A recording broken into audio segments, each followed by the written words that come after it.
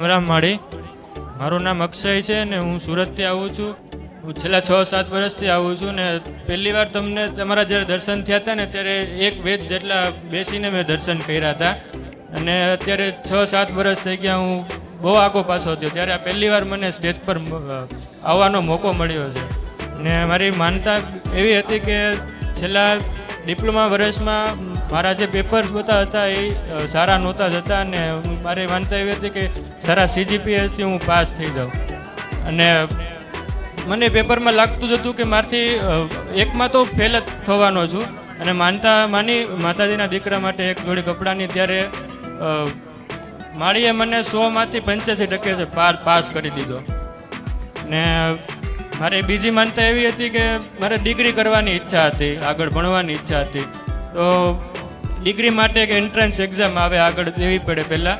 એ exam માટે 25,000 છોકરાઓએ form ભર્યા હતા અને એમાંથી મેં માળીને માનતા કરી કે સુરતમાં એક જ એવી કોલેજ છે જ્યાં રિલાયન્સ જેવી મોટી મોટી કંપનીઓ આવે છે ને ત્યાં મેં માળીની માનતા માની કે મારે એવી જ કોલેજમાં એડમિશન જોઈએ છે, બધા છોકરાઓને એવી જ કોલેજમાં જોઈતું હોય. ત્યારે મેં માળીને માનતા માની કે મારે આવી કોલેજમાં એડમિશન જોઈએ છે ને માળીના દીકરા માટે મેં કાંસાનો ડિનર સેટની માનતા રાખી હતી ને માળીએ 25,000 છોકરાઓમાંથી એમાં કોલેજમાં 3 થી 4 જ સીટ હતી. 25,000 છોકરાઓમાંથી મારો નંબર લાગી ગયો. એમાં માળીએ મારો નંબર લગાડી દીધો એમાં. હા, 25,000 છોકરા 3 થી 4 જ સીટ, કોઈ ચાન્સ નહોતા એમાં આવવાના અને બહુ ટેન્શન જેવું થતું હતું એટલે મેં માળીની માનતા રાખી દીધી. ભલે રામ, તમે જેમાં અભ્યાસ કરતા હતા એમાં સારા ટકા આવે. હા. તો કેટલા ટકા આયા? 100માંથી 85% મને પાસ કર્યો. જી, એમાં તમને લાગતું નતું? મને લાગતું જ નતું કે હું 85 આવશે. હા. એવી અંદરથી આત્મવિશ્વાસ પણ ઓછો હતો. હા. કે આટલા ટકા આવે એવી કોઈ સંભાવના એકમાં તો રહી જ જાય છે એવું જ લાગતું. એવું લાગતું હતું. હા. માનતા રાખવાથી 85% આયા. હા. ભલે. અને પછી એ ટકા આયા પછી જે કોલેજમાં મતલબ જે જગ્યાએ અભ્યાસ કરવો હતો તમારે એ જગ્યાએ તમને એડમિશન મળી ગયું. ભલે.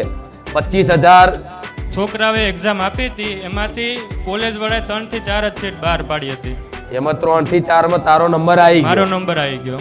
ભલે. કોઈ પૈસા એટલા ખર્ચ્યા વગર, હા. પૈસા તો કદાચ ફી ભરવી પડે હા. પણ જે મતલબ બીજા અંદર ખાને આલતા હોય એ રીતે આલ્યા વગર બધી ખાલી કૃપા માત્રથી લોકોને આશ્ચર્ય લાગ્યું હશે કે તારો નંબર કેમ નો આવ્યો. હા માળી. લાગ્યું કે નહીં? હા માળી. હા.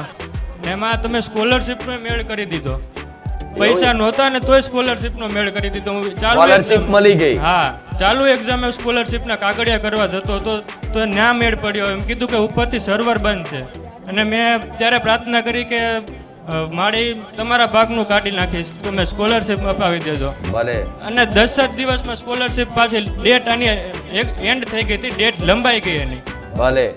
અને હમણાં 10 દિવસ પહેલા મારા સપનામાં આવ્યા હતા, આવી રીતે ગાદી જ ચાલતી હતી ને સ્ટેજ ઉપર આવીને હું માનતા જ પૂરી કરતો હતો સપનામાં. અત્યારે શું કરે? અને અત્યારે હજી 10 જ દિવસ છે એમાં. એનો મતલબ એ થાય છે મારી કૃપા થાય મારો હુકમ થાય એટલે આપે રૂપે ગમે તે માનતા તે નિમિત્ત બને છે આવવા માટે. ગમે તે કૃપા ફળી હોય તો કદાચ સ્ટેજ ઉપર મેં માતાએ બોલાયા અને આ તો મારા જૂના ભક્તો છે. હા માં. હા માં. અત્યારે પેલા આવતા હતા ને હરખું ભાડું નતું, આજે ગાડીઓ લઈને આવે. હા માં, સાચી વાત. હાલો માઈક અનુભવ કહો. ભલે. 7 વર્ષ જ્યારે એક જ વેદ હું ને તમે છેટા બેઠા હતા. જ્યારે હું માતા આવી ગાદી પર નહીં એક આસનિયા પર બેસતી હતી અને આજે તો જોવો કેટલી આગી પાછી થઈ. આજ 7 વર્ષ પછી તમારા દર્શન કરવાને ઉપર ચડવા મળ્યું છે માં. અને તમારો પાવર તો હું જોઉં છું 7 વર્ષ ત્યાં દાડે ને દાડે વધતો જાય છે. દાડે વધતો જાય છે માં કે જેની કોઈ સીમા જ નથી એમ. કેમ કે નજરે જોયેલું છે. નજરે જોયેલું માં કે એક નાના આસનિયા પર બેઠી હતી. હા, આટલે ભાવિકો આટલે બેઠા હોય. સાચી વાત માં. માતા આટલે હોય, નીચે ધૂળતી હોય અને ભાવિકો આટલે બેઠા હોય અને એક જણા જોડે એની મેટર મતલબ ચાલતી હોય, કોઈ બી સમસ્યા હોય એના સમાધાન માટે હું માતા 1 કલાક આપતી. સાચી વાત માં.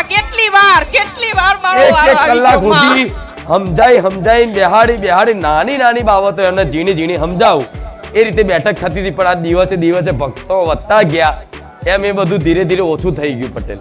પણ હવે તો બધા માટે હું અહીં બેઠા એવા ઉપદેશો આલું છું કે જે બધાને લાગુ પડે. પણ મારો છેડો જાળી રાખવાથી આખું જીવન પરિવર્તન થઈ ગયું. પરિવર્તન માં અમે તો છેડો ચાલ્યો પણ મારા છોકરા તો એમ કહે છે કે અમે ચારેય તમારું જીવન સમર્પણ કરી દીધું કે માં એક વખત બોલો કે હુકમ કરો કે કઈ દિશા બાજુ દોડવાનું છે એટલે મેં દોડવા ચારેય તત્પર ઊભા છીએ માં. તમે એમ કહો ને કે દિવસ તો દિવસ ને તમે એમ કહો ને માં કે રાત તો રાત.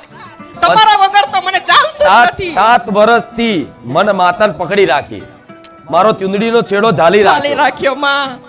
આ એનું ફળ છે. આજે હસતા આવે છે. હા, આ માં. ગાડી લઈને આવે છે.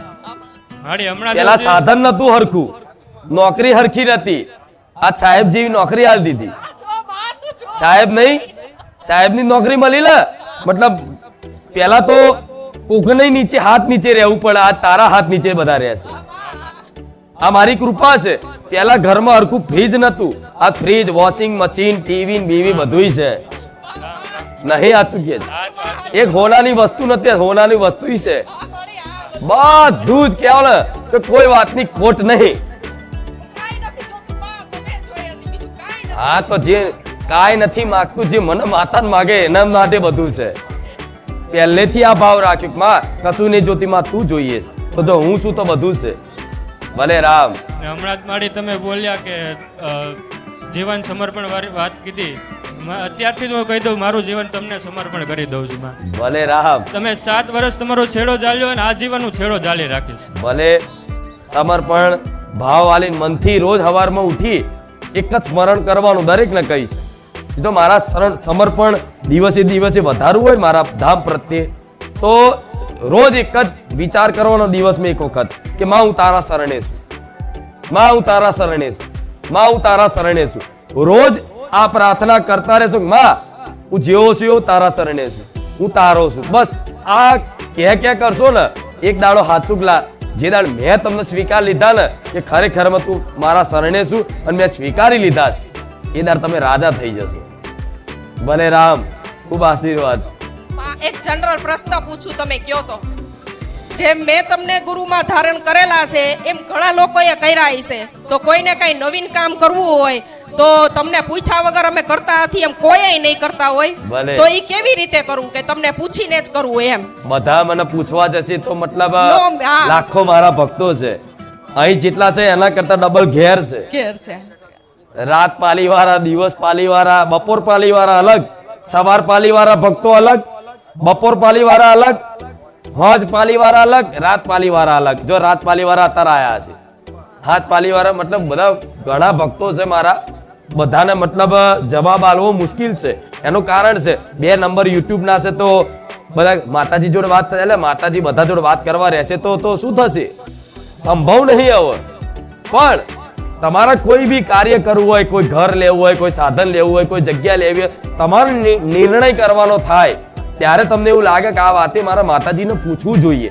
ત્યારે મને માતાને ખાલી 2 અગરબત્તી કરી અને મારા નામથી ગાયને રોટલી ખવડાવીને ગમે તે કે માં હું આ નિર્ણય તને સોંપું છું, તારી જોડથી રજા લેવી છે, હું ગમે તે રીતે હું તમને એ આધાર આપી દઈશ, પ્રમાણ આપી દઈશ કે જાઓ આમાં હું મેરડી ખુખાર મેરડી રાજી છું. તમારે પૂછવાની જરૂર પડશે. અને મને સોંપી દીધું જે અંદરથી અવાજ ઉઠે અંતર આત્મામાંથી હૃદયથી એ મારો મેલેડીનો મોની ઓધરો હેડજો તો હું મેલેડી બેઠી છું. સમજ્યા? ખોટો નિર્ણય નહીં થવા દો, વિશ્વાસ રાખજો. રામ. મારું નામ વિજય છે. મેં બરોડાથી આવ્યો છું. મારા છોકરાને હૃદયમાં કાનું હતું. એને 2 દવાખાનામાં ઇકો કરાયું તો 4 એમનું કાનું બતાવ્યું હતું. અને પછી મારા વાઈફે બાધા રાખી કે કાનું પૂરાઈ જશે તો મેં ચાંદીનું ઝુમ્મર ને પેડા નારિયેળનું તોરણ ચડાવી છે. તો 2 મહિનામાં કાનું પૂરાઈ ગયું. અને પછી રિપોર્ટ કરાયો તો કંઈ છે જ નહીં હૃદયમાં. હા પૂરાઈ ગયો. હા 4 એમનો હોલ હતો તો માતાજીની માનતા રાખ્યા પછી હોલ પૂરાઈ ગયો 2 મહિનામાં જ. હા 4 એમનો હોલ હતો. ઓપરેશન કરવું પડશે, 2 લાખ રૂપિયા ખર્ચો થશે એવું કીધું હતું કાશીબા હોસ્પિટલમાં. ઓપરેશન કરવું પડશે ને એનો હા. 2 લાખ રૂપિયા ખર્ચો થશે એવું કહેતા હા, હતા. માનતા રાખ્યા પછી હોલ પુરાઈ ગયો, અત્યારે છે જ નહીં. બરાબર, એટલે પહેલા જે રિપોર્ટ કરાયો તો એમાં હોલ આવ્યો અને બે માતાજીની જગ્યાએ એસએસજી હોસ્પિટલમાં કરાયો, કાશીબા હોસ્પિટલમાં ઇકો કરાયો, બેયમાંય ચાર એમનો હોલ બતાવતા હતા. અને માતાજીની માનતા રાખી પછી તમે ફરી રિપોર્ટ કરાયો. હા, ફરી રિપોર્ટ કરાયો તો હોલ પુરાઈ ગયો. આપે રૂપિયે સારું થઈ ગયું. 2 લાખ રૂપિયા ઓપરેશન નું કહેતા હતા. 4 mm નું હૃદયમાં કાણું હતું. હૃદયમાં કાનું 2 જગ્યાએ અલગ અલગ ડોક્ટર ફર્યો. હા 2 જગ્યાએ અલગ અલગ રિપોર્ટ કઢાયા. હા. અને એ બેયમાંય- પછી ઓપરેશન કરવાનું કીધું. હા. પછી ત્યાં માનતા રાખી. હા. માનતા રાખ્યા પછી ફરી રિપોર્ટ કઢાયો હા. અને રિપોર્ટમાં નીલ આવ્યું. હા, ભલે રામ રામ, રામ. ખૂબ આશીર્વાદ. હવે આ પરચાઓની નવાઈ પટેલ દેવાંગી છે. હું સાબરકાંઠા તલોદ રણાસણ નવાથી આવું છું. મને પેટમાં 15 mm ની ગાંઠ હતી. અમદાવાદ બહુ દવાખાના, હિંમતનગર બહુ દવાખાના, સોનોગ્રાફી કરાવું દર વખત તો 15 mm ની ગાંઠ આવતી જ હતી. પછી મોબાઈલમાં એક દિવસે જોતી હતી અને માતાજીનો વિડીયો આવ્યો તો મેં કીધું મન માતાજી પેટમાં મટી જાય. હા, એ દિવસે એવું કીધું કે આજથી મન મટી જાય તો હું માનતા કરવા આવીશ તમારી. તો માનતા પૂરી કરવા આવી હતી. એ દિવસે બાધા રાખી, એ દિવસ રાતથી મન મટી ગયું હતું. આજ દિન સુધી કોઈ દુખ્યું નથી. હા હા, ડૉક્ટરે એવું કીધું બાયોપ્સી કરાવવી પડશે. પછી એ દિવસે પતી ગયું. પછી અહીંયા માનતા પૂરી કરવા આવી હતી. એ દિવસે પેન લઈને આવી હતી.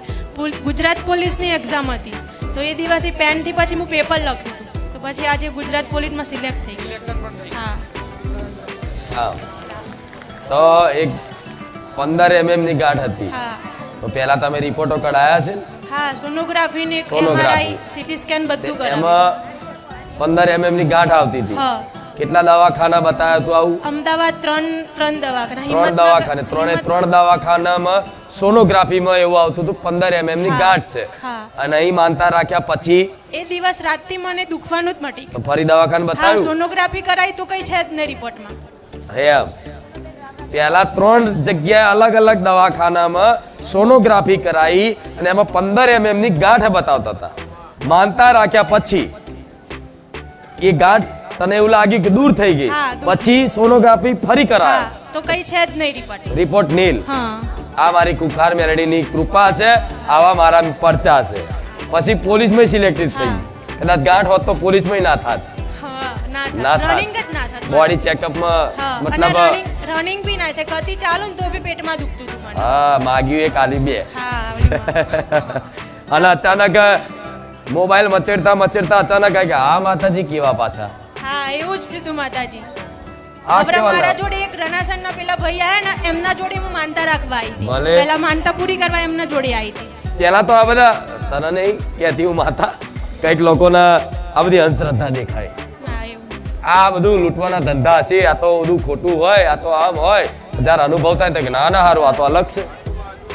પણ તમારા જેવા ભક્તોના શ્રદ્ધાવાન છે એની અંદર પ્રેરણા હું જ કરું છું કે મારી માનતા રાખ અને કામય હું કરું. હા હા પટેલ મારા ભક્ત બનાવવાના હોય, મારા ભક્ત બનાવવાના હોય તો પ્રેરણા હું કરું છું, માનતા હું રખાવું છું અને કામય હું કરું. તમે કશું નહીં કરતા. ભલે રામ, ખૂબ આશીર્વાદ છે. હું બનાસકાંઠા પાલનપુરથી આવ્યો છું.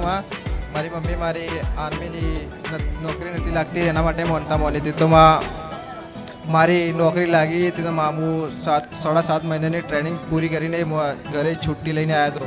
તો મારી મમ્મીને એવી માનતા હતી કે મેં માડીના ત્યાં એક ચુંદડી, તરવાલ અને એમાં પેડા અને હાર લઈને દર્શન કરવા આવશે એવી માનતા હતી. ઇન્ડિયન આર્મીમાં પાસ થઈ ગયા. હાજી ટ્રેનિંગ પૂરી કરીને ટ્રેનિંગ પૂરી કરી. હાજી હવે ક્યાં પોસ્ટિંગ થઈ? રાજસ્થાન અલવરમાં. રાજસ્થાન. હાજી ભલે, ખૂબ આશીર્વાદ છે. રામ રામ માં.